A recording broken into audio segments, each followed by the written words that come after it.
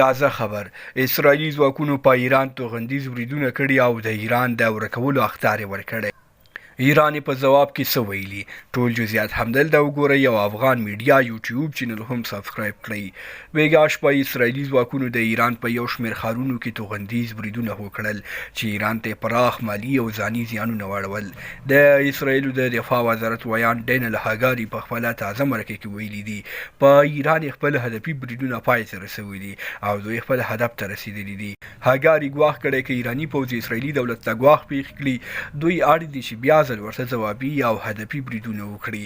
بلخوا د ایران سپاه بازداران پوځ ته نږدې سرچینې فارس اژانس خبر ورکړی چې په یادو توغندیزو بریدونو کې 2 ایراني پوځیان وژل شوي دي. په ورته وخت کې ایراني چارواکو ویلي چې ژر به اسرائیلو ته ترسره شوو بریدونو ځواب ورکړي.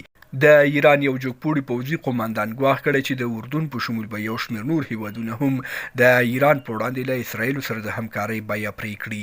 خپل نظریات مو په کمنټ کې پرېږدئ، ویډیو شیر او چینل سبسکرایب کړئ. تر بیا ښې چارې.